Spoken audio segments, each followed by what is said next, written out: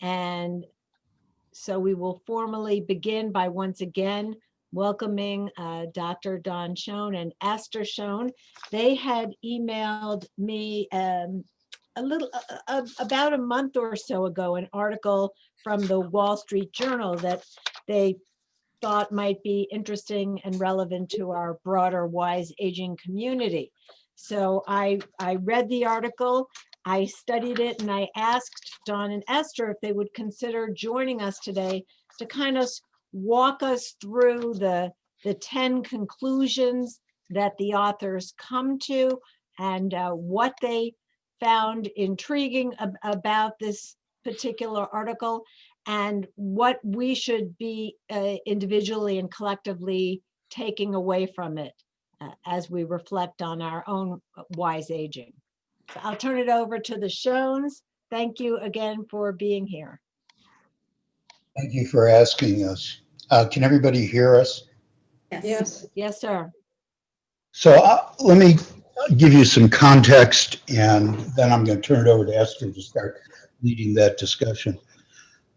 As many of you know or may know, Esther and I have been in, when we were actively engaged in Federation, we had a project where we were analyzing the needs of the senior community. We had done this over a 3-year period of time. We had an entire program put together and ready to launch. And then this little thing called a disaster hit. The economy shut down and everything went poof. So here, at least we do have the knowledge base. Now, I'm going to predicate this by telling you a bias that I have that I think I can justify, and that is almost all great shifts in society are based on economics. So I'll give you one example. We were thrown out of Spain in 1492. It was justified by the Catholic Church, but basically understand that Ferdinand and Isabel had to retire an army that had just conquered a land. They needed a source of wealth. They had a source of wealth. All they had to do was get rid of the owners. Okay, that goes on in history. I think we're about to see that reflected here. There is about to be an incredible demographic shift that has already been initiated in this country. Very soon, there are going to be a lot more people over age 65 than are under age 18. Already, 60% of the wealth in this country generated on an annual basis, something like $60 billion, is generated by people 55 years old and up. Okay? 80% of the wealth in this country is owned or controlled by people who are in our age range. And, you know, I'm 73, Esther's only 29, so I give her an exception. Okay, 80%. We are about, in the next 20 years, to transfer close to $60 trillion in wealth to the next generation. Okay, so that's the substrate on which all this is based. The other important essence is understand that when we went into this, our biases, our thoughts, our proclivities were the same as our parents' generation had.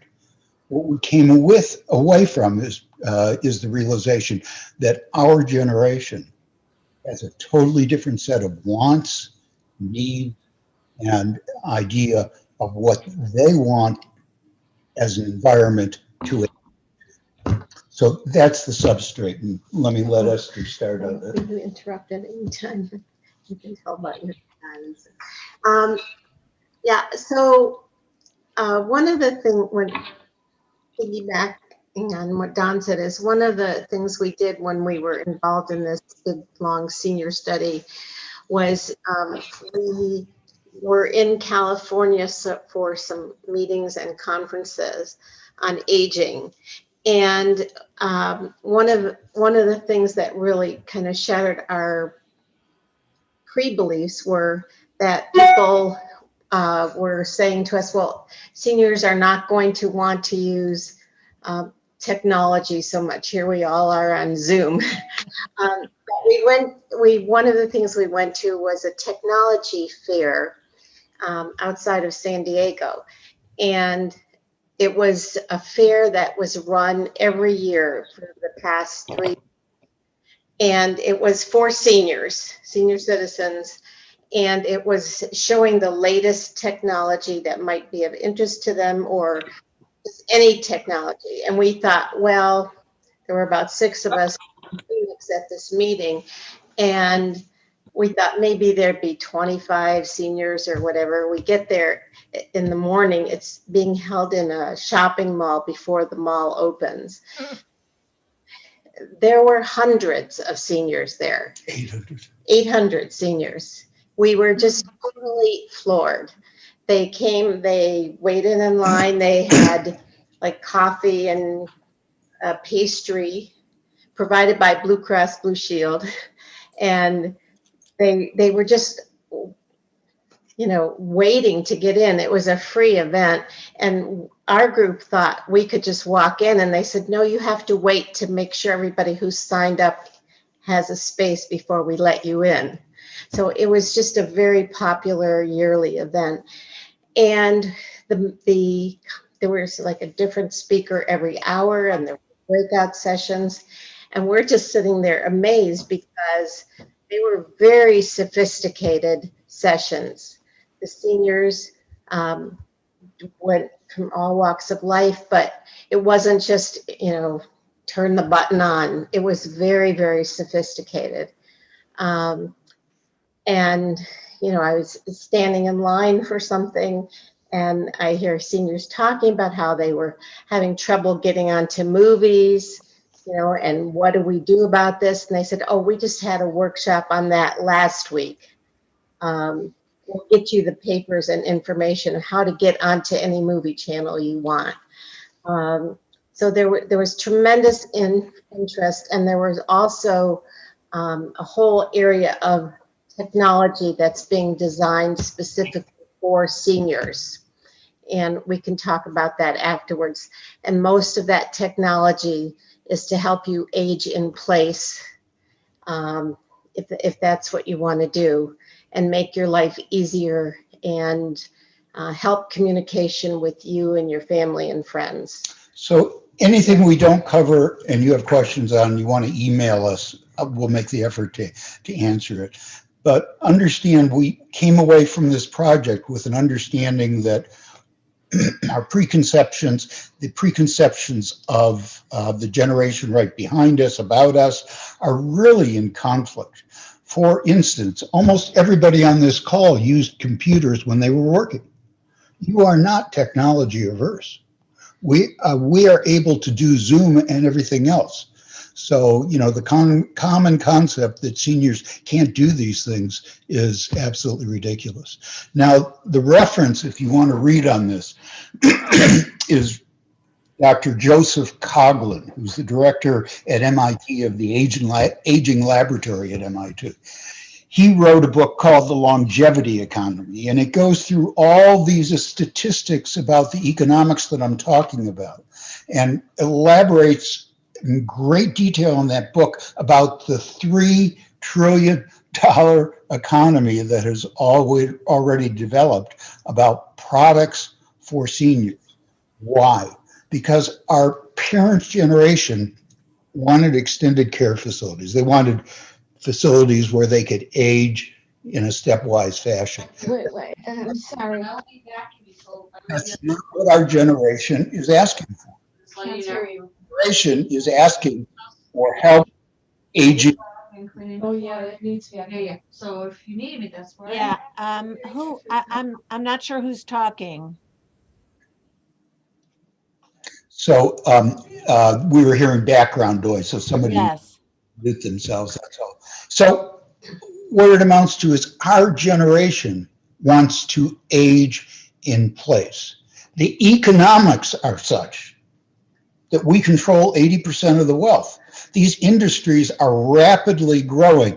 I have an Apple Watch. If I shake my hand, real hard, the Apple Watch wakes up and says, "Did you fall?" If I don't say I didn't fall, it calls the police. It calls 911. If I say I fell, but I'm okay, it learns what my movements are. That was developed by a trauma surgeon in Tucson.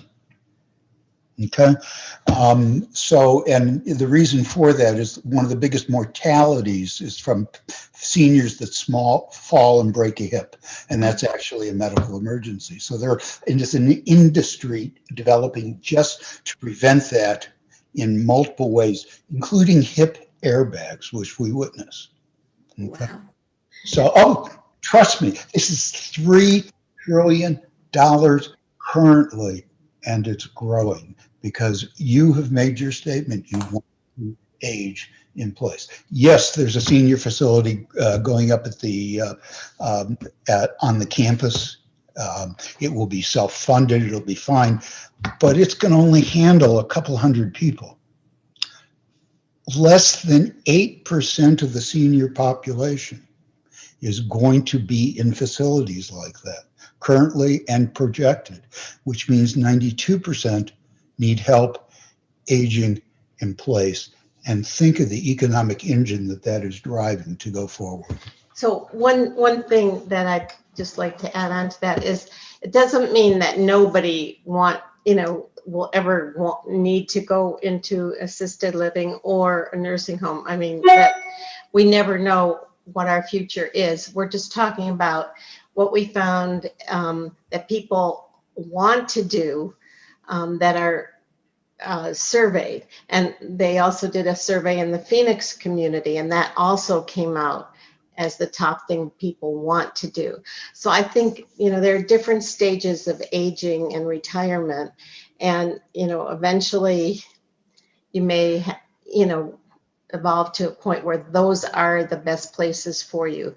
But right now, there's also a big movement for people to age in place and make it feasible and comfortable for them to do that. So one of the meetings that we went to after this big technology fair was an aging conference, and the entire hotel ballroom was filled with all of these new inventions that are being made for seniors. And by the way, a lot of them are coming out of Israel, but really from all over the world, Japan, wherever. And some of the nice things they had one gadget where if your son or daughter lives in Chicago, but they want to keep in touch with you, they're worried about you being alone, they have an avatar on a device. And so your son in Chicago can look, and it doesn't show a picture of you. It's just a button or, a red dot or whatever. So it's not intrusive to your privacy, but it shows, oh, it's 11 o'clock. My mom never got out of bed, or 12 o'clock. Is she okay? So they can then call and say, are you okay? So it's just an extra set of eyes in case you fall or something, that your family can easily help you. They can follow through. So people want options is what we're trying to say. And we won't bore you with everything. I'll give you one more tidbit. How many people have worried about their parents turning the stovetop on and not turning it off? Okay. Doesn't matter whether it's gas or electric. There's now a device that does that automatically for you. If you don't turn it off after X number of minutes or hours, it turns it off. So, I mean, there's a whole industry around that. Go ahead. So we're talking about these innovations to help improve life. If you are living at home, more people will be living at home. Are there any issues or questions that anybody has right now about that? I know, Bonnie? So my biggest question is, we're focusing a lot on physical safety and well-being. How are people's social needs impacted if we're all cocooning in our own spaces and not, it seems to me one of the advantages of group living situations is that there's more opportunity for social engagement. So the Absolutely. program that we were working on was a program to establish three things: programming, which you're talking about for seniors, transportation to get them to the programming, and a central repository of information on a website that gave real-time information as to where was Bonnie speaking today, or where is the exercise class. And those are the types of things that people want. We failed to get the funds to get that going in Phoenix, but it will come. It will come. It's just a matter of the market is going to drive these things. Already, you have, I think, two companies in Phoenix who specialize in Uber-like rides for seniors. Okay, so when you call the Federation and use their rides program, they are contracted with a company that specializes in providing rides for seniors. And I just heard advertised another two just the other day. So, those things will come. And with that will come the socialization of getting people to things and also virtual meetings. We are now trapped in our homes because of COVID, but pretty soon, hopefully, we won't be. But we'll continue with FaceTime and Zoom meetings. And I suspect we'll see that everything the synagogue does in person will go online. And I think that's going to be part of the future. So that's a really important point, Rabbi Capel, about what are people going to do at home. And one of the things about this article is that COVID is kind of making us think about that even more, because it's really hard. So the idea of all this is that there are so many programs, the senior daycare or senior programming that could help in many places, and we could provide transportation to get. So it's an option, and it's also far more cost effective for our government or the communities to have people stay at home versus and go out and have all these things available to them. It's much so our cheaper. Community has to help people who can't afford to pay for those things, can't pay for the rides, or can't pay for the membership at the JCC, where maybe they'll have a lot of those events. So that's part of the community's obligation to help those people that need the help to partake. But even with all of that, it's cheaper than being in some of those group homes or settings. You're all being inundated with commercials for Medicare Advantage programs. Why? So 10 years or so ago, the government started a trial program of what would it be like instead of paying Medicare fee-for-service through insurance companies. The insurance companies bought lives. Okay, they would be paid a set fee per year for each life they covered. And that's what Medicare Advantage is. They gave them a 10% bonus for doing that. They made so much goddamn money and continue to do it that now what's happening? Without a change in that reimbursement, they're offering you free rides to appointments, to shopping. They're advertising hearing aids and glasses. The market is driving that because it's over 25% cheaper for the government to help us age in place than it is to pay for us aging in a facility. And So we may not be able to see everyone raising their hands. So if people have a question, just put a note in the chat and we'll call on you as well. let me add one other thing that's very, very important. And that is, we sit here and we say, how long are we going to live? Okay. And that's because we're basing that on our parents' generation, where if they made it to 65, it was great. Maybe they'd have a couple of years. Your probability, once you hit 65 now, once you hit 65, you have an 80% probability of making it to 81 if you're male, 83 if you're female. Okay. We're living longer. The idea of retirement is an artificial concept. It was developed during the Depression and the beginning of World War II because they wanted to get older people out of the workforce so they could hire younger people. So they came up with a retirement age. All right. It's purely an arbitrary cutoff. We're working longer.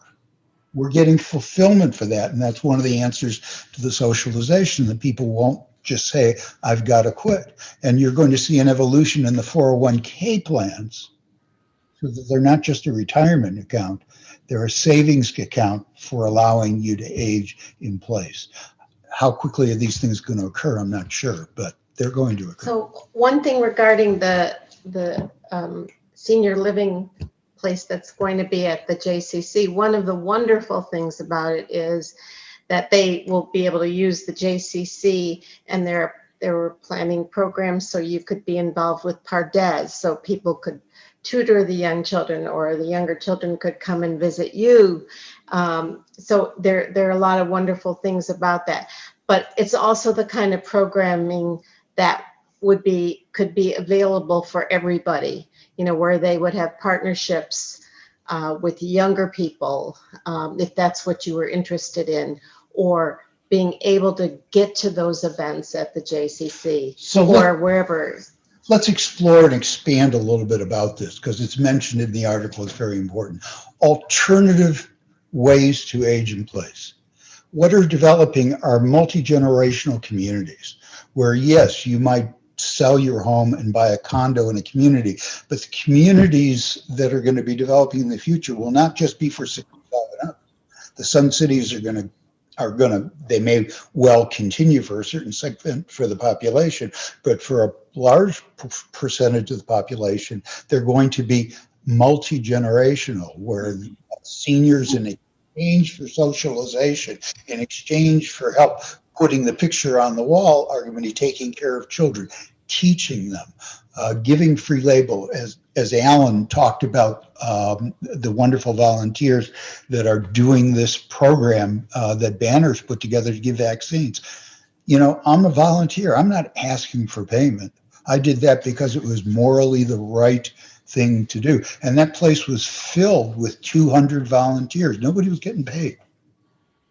And a lot of them that I was working with were retirement age or could have retired and are continuing to work, donating and volunteering their time.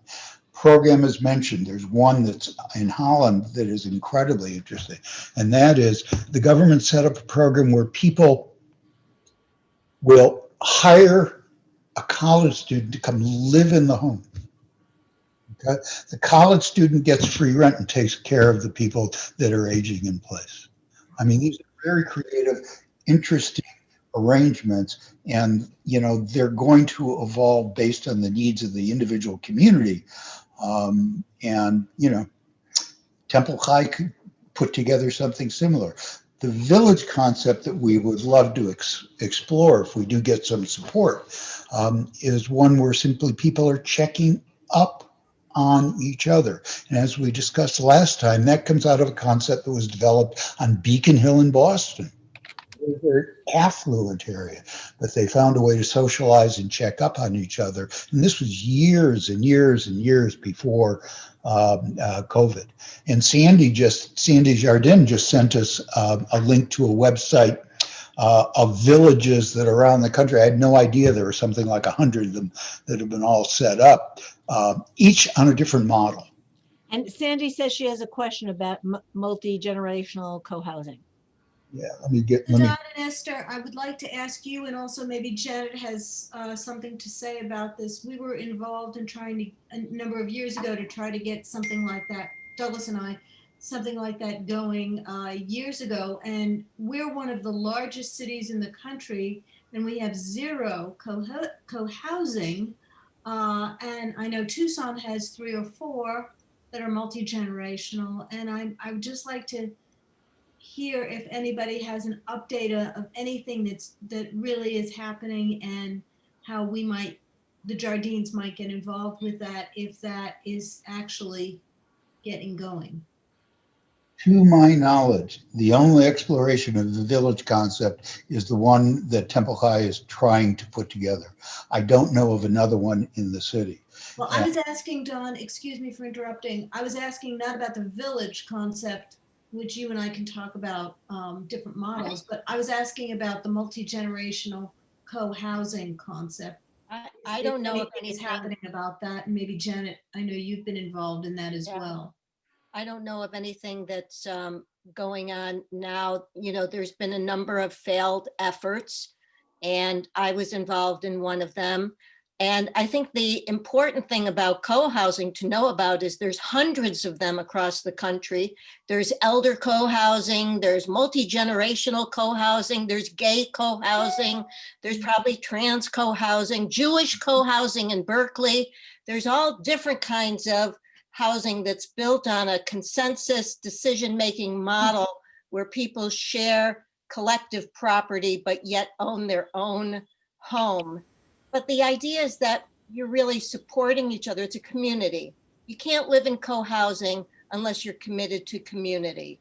And it's, you know, and it comes from, I think, Denmark or, you know, one of those places. But, you know, there's one in Flagstaff is starting. Prescott is well established. Tucson has 3. In the East Coast, there's a zillion. Colorado, Berkeley, you know, all the places you would expect. And then there's another movement, which I think is wonderful. And actually, I have read that it's at ASU, and that is establishing senior housing around universities and colleges. And so as the seniors are living on the college site, they're really going to college. You're required to attend courses unless, you know, you're not able to. And I know people that have been in these communities and have loved it. The problem is when people become too incapacitated to meander about on their own, and that's a real situation. So it's not like it's a 3-tiered housing arrangement or 4-tiered. It's really just one, and it's based on independent living.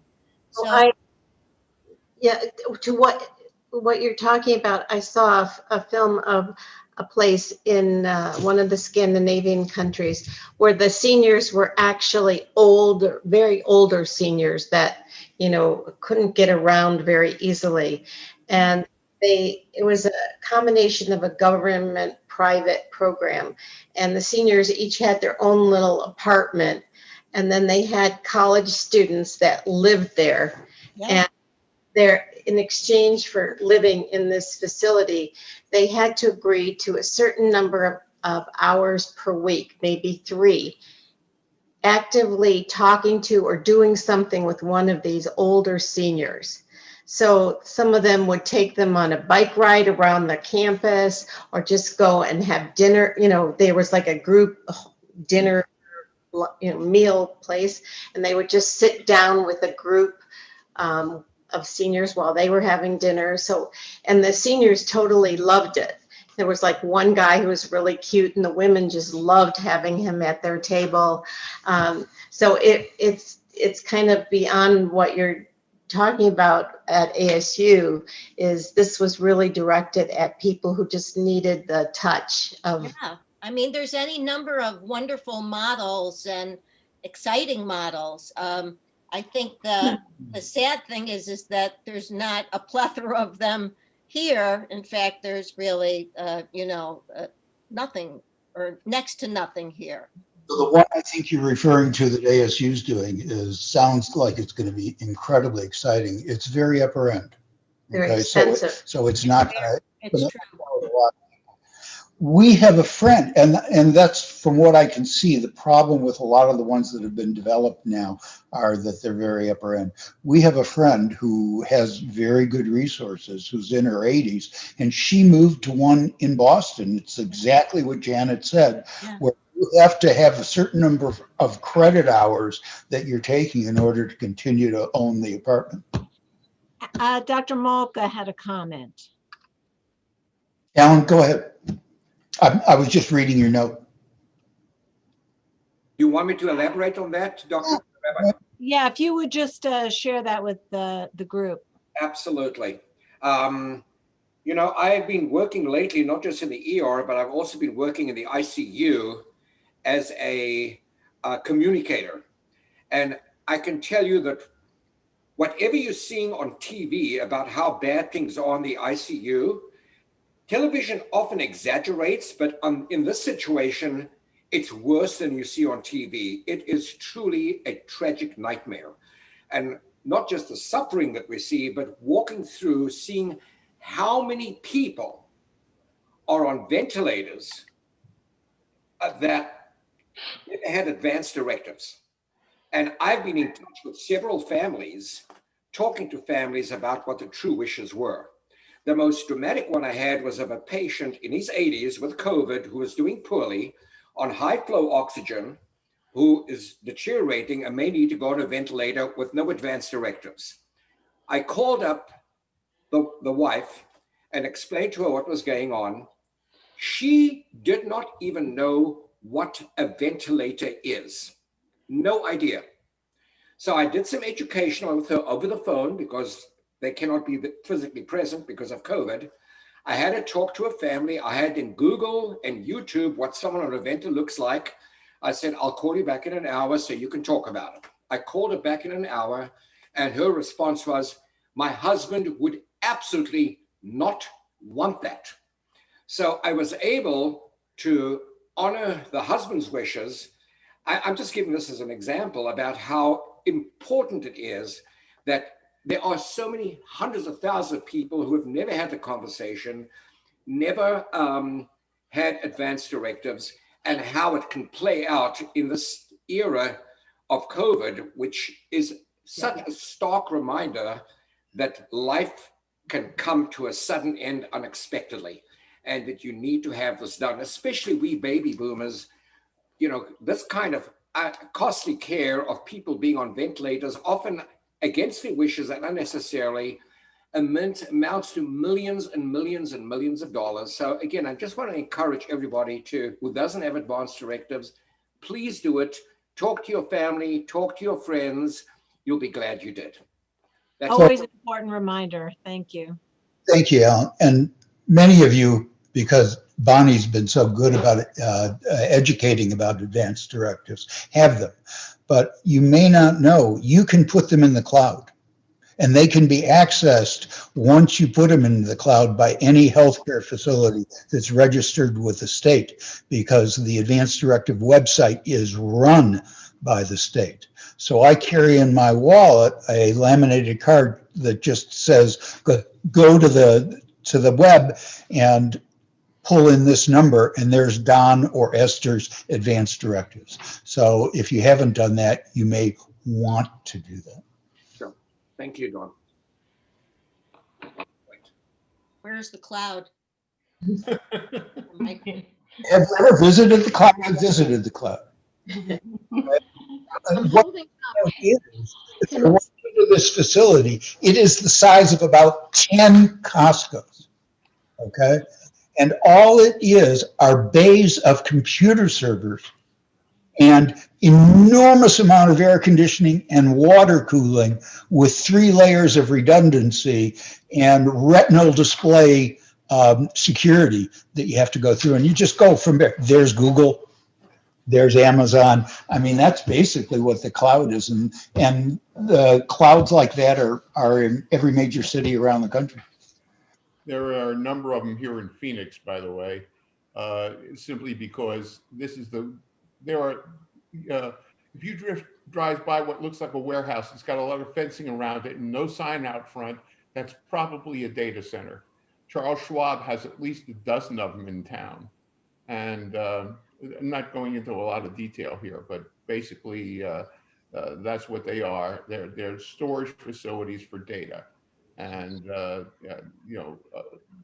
probably everything you say, think, or do is logged someplace online, somewhere. No, I was being a little facetious, but not really, in that, you talk about advanced directives. Well, you can talk about the cloud. You could talk about talking to people on the there's a million things that people who may be able to get on the computer, like me, sure, I worked on computers my whole professional life, as long as they were around. That doesn't mean that I really understand how to maneuver myself in a way that's above 101. And it's, there's a lot of information that we need, or I will speak for myself in the I word. There's a lot of information that I need. And some of it is pretty basic. and some of it is pretty advanced. So, that's another basic information is just how do we access information in a nice way, in a supportive way, where somebody is not patronizing you and treating you like you're the biggest idiot in the world, and you can gain additional information. And I find that it's challenging to access the kind of information often. I mean, you can do it on YouTube, but then you need to have the concentration ability to hang with YouTube videos in order to learn some things. Anyways. So the senior program that we were working on, one other aspect of it is we were going to have a mobile technology unit that would go to different sites. And it was set up for seniors to come in. We would have expert volunteers there who maybe people retired from business or even young teenagers who were there to sit and walk you through whatever you needed to know or learn. And it was free. And, there would be a regular schedule of where you could find this at the JCC or other Temple High or wherever. It's exactly for that reason. One would think that what Don is talking about with all of the income that we older people are hoarding, or at least we have sort of access to. In fact, if you put out, the kind of things that you were, your concept for people to simply review, and if it was attached to a nonprofit organization, it might not be so hard to raise some funds to develop an infrastructure to do it, because people are selfish and they want that stuff. And so, okay, what would it be to donate X number of dollars? Maybe not so bad. I'm ready to look at your concept paper. The concept that Esther was talking about that we visited in San Diego, who do you think funded it? It's fascinating.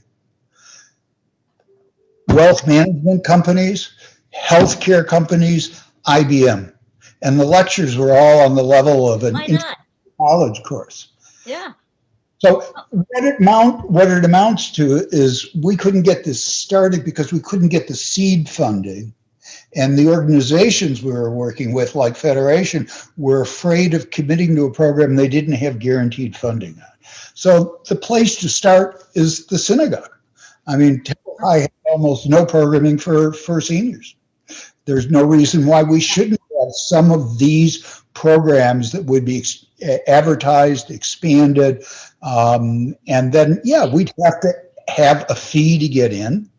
We'd probably want to go and ask for some support to foundations, companies, etc.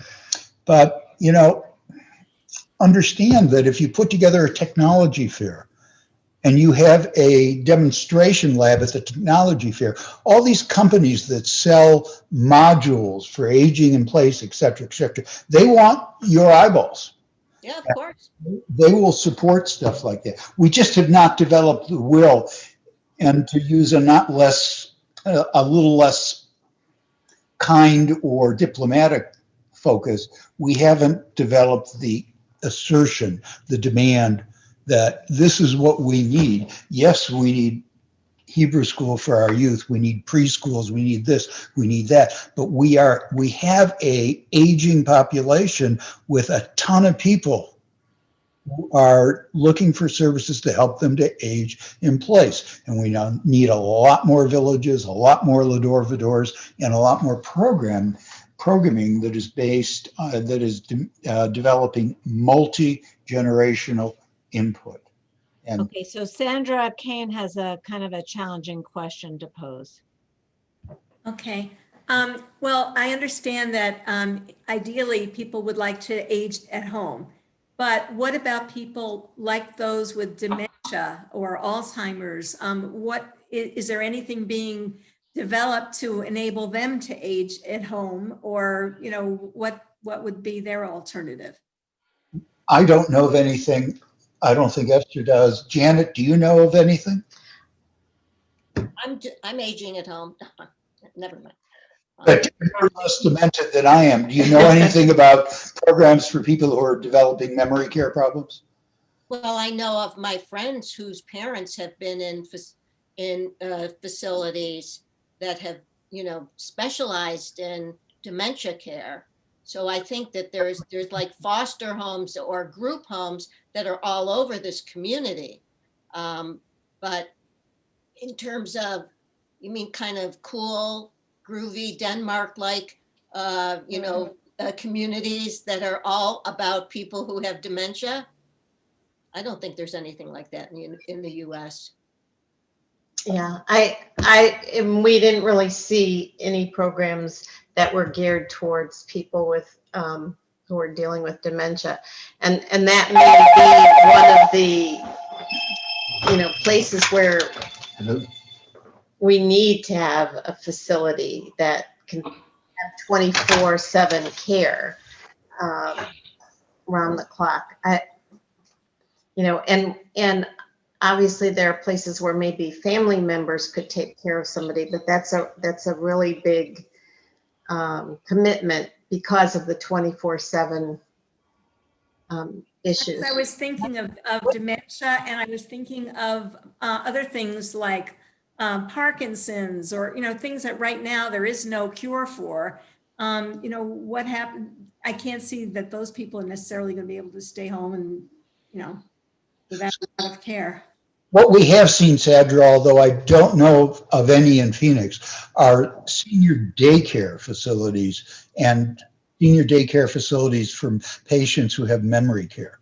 And what that is for, the model there is people are aging with their families at home, but the daughter has, or the son has to go to work, so they drop Esther off in the morning and pick Esther up after school. So and in the meantime she's in a memory care environment. But I honestly, Yeah, we do. We have them in Phoenix. The problem is a friend of mine had her husband in senior daycare program. There were only two that I really knew of. One was out toward Peoria area, and one was John C. Lincoln in Central Phoenix. Her husband was in an adult daycare program, but as soon as COVID came along, they shut them both down. Mhm. So she wound up placing her husband in a group home, but now he's at the point where he needs hospice. But for the in between, there were a couple, but that was it. There were only like two decent ones that I knew about. you can imagine, Marie, that Temple High could put together a program where seniors were coming in the day and interacting with Hebrew school or preschool kids, donating their time and having, a multi-generational experience. There are lots of things we could do if we have the will and we're willing to make some demands. Myra's trying to get our attention. Thank you. My father, may his name be for a blessing, was in one of those daycare for dementia places. It was a Christian church. I don't remember the name of it. He's passed away a long time ago, but they did have it, and it was the psychiatrist who put him into it, or he would go to it in the morning, and he would love it. I mean, they sang songs, they drew pictures. It was just like a children's daycare thing. Douglas, did you want to add something? Yeah, I want to bring up the idea of bidirectional social support. There's a lot of good social science research that shows that in community, people are much happier if they're both giving support and receiving support. When the focus is all on what are you going to give me, I'm not as satisfied and you're not as satisfied, or what am I going to give you, then I'm getting drained. But if the system really facilitates an exchange of support, so you do what you can, people do what they can, and that's acknowledged and facilitated, you're going to have much happier people. And very importantly, you get away from that awful concept from some years ago of greedy geezers. You don't want to, I don't want to be put in a position where vast amounts of social resources are coming in my direction at the expense of people who might be more deserving. So bidirectional would be very important. And with the data management systems in place, that's easy to track and capture and really, even at the point of, maybe at our Zoom meetings 20 years from now, our little windows show, Douglas and Sandy have given this and they've received this with cute little pictures. I mean, but the bidirectional is really huge. So let me just explode one concept. Thank you very much for all those wonderful comments. Get rid of greedy geezer. The data is very clear. That's an artificial concept. You own the vast majority of the wealth. You create on a yearly basis to our GDP 60% of what is there. You are not a greedy geezer. I've never met one, but that's, when people in government don't want to give services for seniors, or we don't want to be creative about programs like that. We worry about concepts. These people are always taking, they're never giving. That needs to simply go away. The statistics are overwhelming that you are producing much more than you're taking. Even you, Sandy. I understand the facts, Don. I really do. But the point is, the people who promote that concept are the ones who have the megaphone, and we don't. So I think we need to be just extra clear so that it's clear to anybody observing that it's bidirectional. I'm agreeing with you 100%. I'm just not saying it perhaps in the quite right. You're right. And I'm agreeing with you. It's basically. So Don and Esther, we would like to wrap up in the next 10 minutes or so. So how about if we go back to our text and you tell us what else you want to particularly draw our attention to, and then we'll save a little time for final questions and comments. So I think one of the main themes in this article was, because of COVID, we're kind of looking at all of these issues more intensely because we are stuck at home.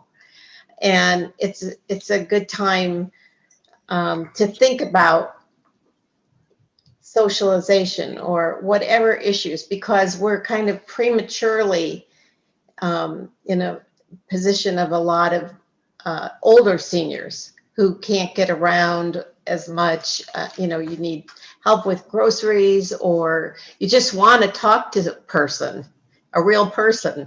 So that's just is kind of one of the points of the articles. And I think we've heard some great ideas here and some great needs. And I've been reading about things that seniors around the world have been doing just because of their own personal needs. There was an article I read about a gentleman in Australia who was getting a disease that impaired his movement and his muscles. And he started playing table tennis and found that helped him so much just with coordination and strength. That he set up a table tennis tournament across his city for seniors. And it was just, and everybody and he explained it as a way to keep your strength, sharpen your mind, have fun. And it actually turned into a league across the city because it was all of those things actually. And it was just one guy who had a need. And then he just enjoyed setting this league up. It just evolved into that after he had a few friends who played with him. And so it just is one example of just one thing that can be so meaningful that seniors can do themselves. And it just had other great ideas for that come out of like this group. You know, you all discussed things that you thought were important, and indeed they really are. And just maybe if we have just one thing come out of it, or just start, you know, thinking, I think that will just explode. So I think we've covered almost all the points in the articles, Rabbi, except for the one on health. So let me simply say that that's an area that, especially in Phoenix, is underdeveloped. And there's a big market out there. For instance, everybody here heard of pickleball? Yes. Sure. Pickleball, why did it develop? Because there were clubs that had tennis available and they needed more activity, paying customers. So they developed a sport where people didn't have to run so much. And it's called pickleball. Okay, and that's in answer to an economic need. People here buy OXO products for kitchen gadgets and stuff like that. OXO. So that's a retired engineer whose wife had arthritis. And he found that the products that they were, when they tried to open a can, those devices didn't work for her. So he started a company. So now we tend to buy OXO products, not just because we think it's great that he did that, but because they're a hell of a lot easier for us to work. We have trouble opening a can with a standard can opener. Our OXO is a piece of cake. It's absolutely fast. So we need classes on flexibility. We need classes on Pilates for seniors, just like we need pickleball. And what it amounts to is we have to simply say, these are the things we would like Jewish Center. And if you develop these courses, we'll pay for them. We'll go in there and we'll buy the memberships. We'll pay the fees. And it can be done. It's tough because we have a mental set that's not used to providing those services for seniors. And it's hard to get an organization like that to take a risk because there's a capital startup cost. You know, the JCC does not have a Silver Sneakers program. You know why? Silver Sneakers, which is a national program that is associated with many, many, many different health plans. It's its own independent entity that has relationships with all kinds of exercise programs and gyms all over the country. And then companies like United Healthcare or Blue Cross or whatever negotiate a fee, a relationship with Silver Sneakers, and then offer their members a Silver Sneakers membership, which means you don't have to pay for gym membership. And it's outrageous. Most JCCs in the country offer, have relationship with Silver Sneakers. Our JCC does not. I'm not sure that's true any longer, Janet. Excellent. I'm calling today. And I do know the history of that because I was involved. Uh-huh. I think they started one a couple of years ago. Go to the website. They may have shut it down. If they did, email me and I'll try and do something. So please let me know as well, because I do not believe they do have senior exercise classes, but not Silver Sneakers, and you have to pay. I'll have to check. I'd love to hear. Yeah, Okay. if you want information, just go to the Silver Sneakers website. You would be blown away by what an organization this is and what they do. And now they have. I don't believe that the J does it either. And I'm not sure if that's because they're more than a fitness center, more than a gym.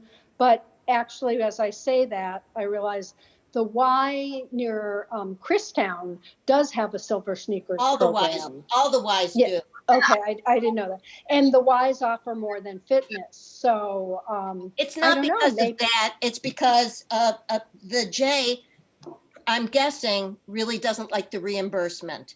They want money, and they probably feel that their services are more expensive than what they're getting reimbursed for. But I think that, if it's also a community issue. It's a issue of commitment to a population. Yeah, anyways, Yeah. maybe there's too many old people here. I will reach And out, it would bankrupt them. I will reach out to the executive director and see if, I thought that they had started one. I'll get the details. I'll pass them on to Rabbi Coppell and try and get them out. We tried to get silver sneakers at the J about 15 years ago.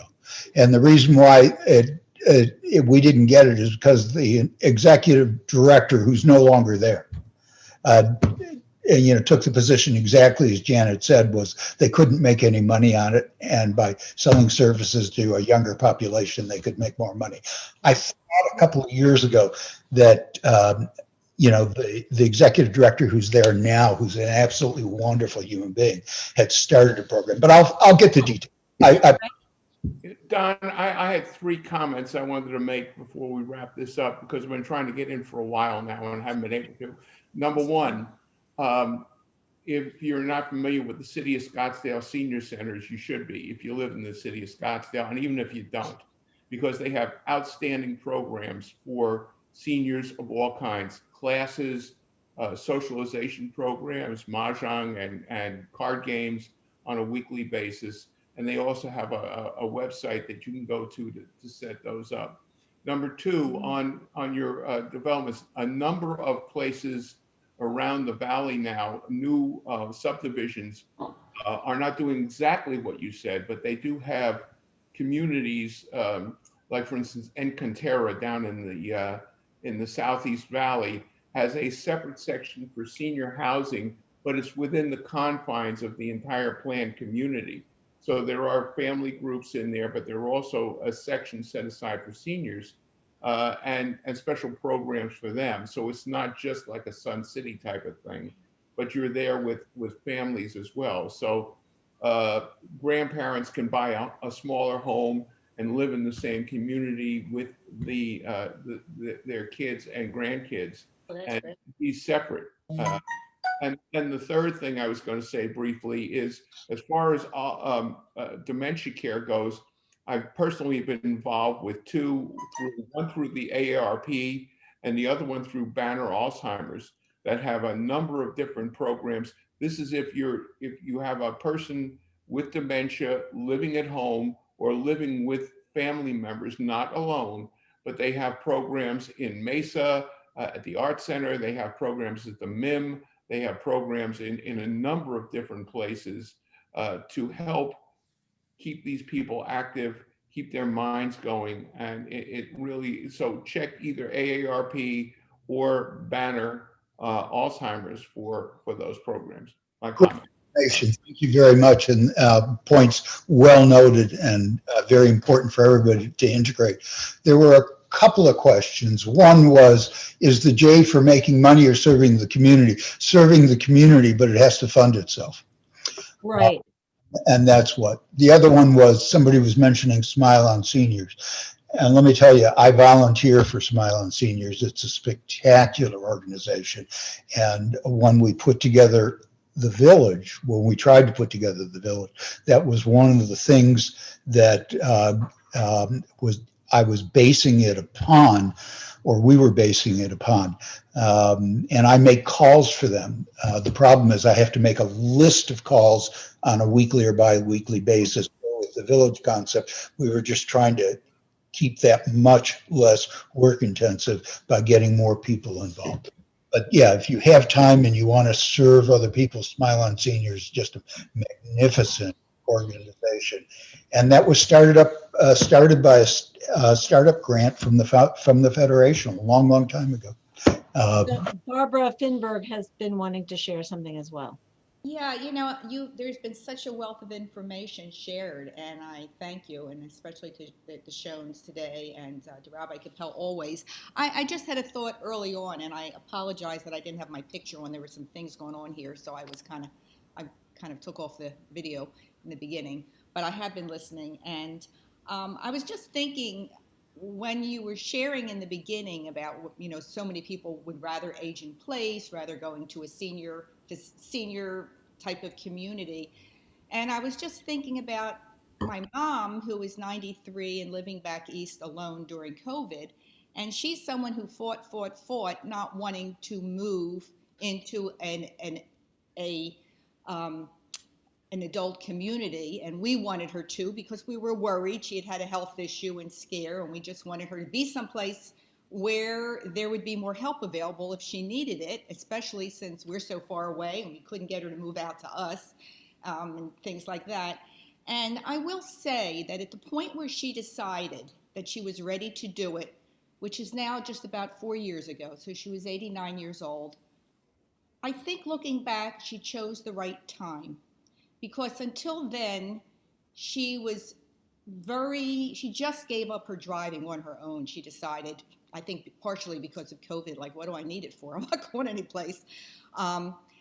She was still very mobile driving. She was the driver. She was the one who was organizing all the bridge classes for everybody else. And she was the doer. She was the one in charge of the, she was like always a president of B'nai B'rith or whatever she was doing. She wasn't really ready yet.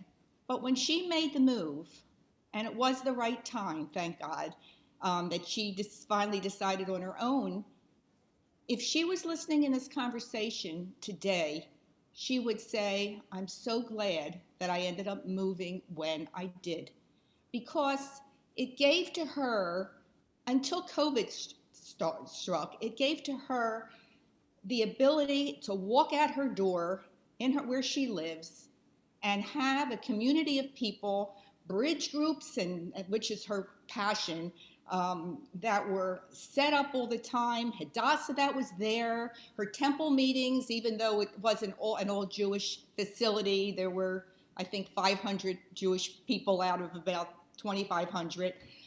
She could have her services there. There were always educational things going on, and there were concerts and so much that came. Kids that came in and spent time with them. She could still even do volunteer work through there, working with young children. Was it? And I was just going to say, what was so amazing is that she didn't have to go anyplace else, and she could go and have dinner with a table of 10 people that she chose. So in some instances, I think at some point,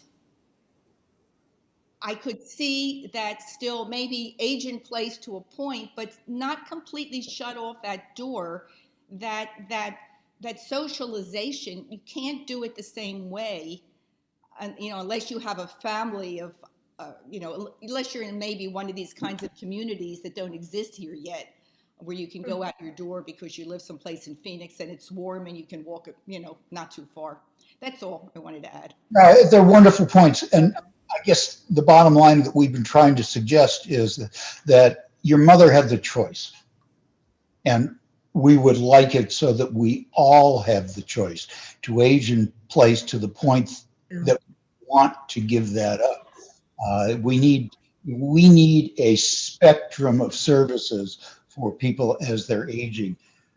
Esther and I have just been emphasizing that spectrum that basically doesn't exist, that we think should exist, both on a local synagogue level, community level, and as Joel pointed out, there are centers that certain cities have put together. And thank you for reminding us about the Scottsdale system. It's actually a very nice system, and there are a couple in Phoenix too. Frank, did you have a comment, or are you saying hi? No, I had a comment. I've been waiting a week to talk, so I just wanted to say that what I'm struck with a lot of the participation today, which was great. Thank you for leading us, Esther and Dawn, is the amount of questions we have. And I'm thinking about my work that I used to work with. We had subject matter experts that would be like a repository that questions came to these people, and they would try to help people answer these questions. And I'm just wondering if at least the temple possibly could provide a service as being not a gatekeeper, but a conductor that says, oh, do you have a question on this? This is where you go to get your answers. Or here's the organizations that you would like to speak to. Or here's an article that I think you would be interested in.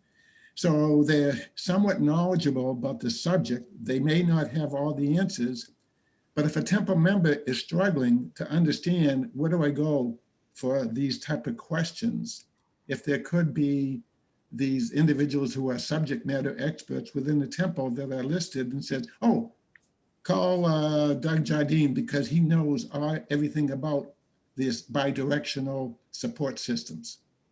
So if we had just a list of index of people who have all these skills for the temple membership to possibly call and not necessarily get all the answers, but they can be directed to people and organizations that do have the answers. Just a thought. Thanks, Frank. There are a variety of those things that it would be wonderful for the synagogue to develop. Frank, I'll give you another one, and that is how many have needed a medical device, a potty chair, crutches, something that they need because of an injury and they only need it for a while, and they have to buy it because Medicare may not cover it, and it's very expensive. Well, you can't buy them used. Turns out there's a federal law that you can't have it. There's no market that you could do those things. But when Rabbi Coppell needed something for her mom, she knew we had it. She called, we loaned it, she gave it back, and we've given it to other people. It would be very nice if the synagogue, okay, took a list of who has what, so that when Esther needs something or Frank needs something, they could call the synagogue and say, I just had foot surgery. I need a scooter for my knee. Who has one that they would loan to me? I mean, there are a lot of those ideas, Frank, that I think that that would be wonderful if we had. We just have to have within the synagogue the will to develop those things. And then I have a feeling if those things needed some support, that everybody on this Zoom would say, oh, I would donate to a cause like that. I would donate to a program like that. We just have never developed the will. And I'm not trying to be critical of the synagogue. I'm just stating the fact. We have never developed that will to get programs like that developed. So I'm going to ask that we wrap up here. Thank you so much, Dawn and Esther, for sharing your expertise, not only for this call, but also just in serving our community in so many ways. And do you have any final words for us before we adjourn? I'm just reading from Myra, who says, I think we have values to give. I can't think of a more wonderful thought to end on. Beautiful. Well, thank you all for joining us. I will end the recording here and make it available so that you can reference it and that you can share it with anyone who wasn't here today. And everyone take good care. I hope you all get your shots soon. Thank you. Thank you. Sessions.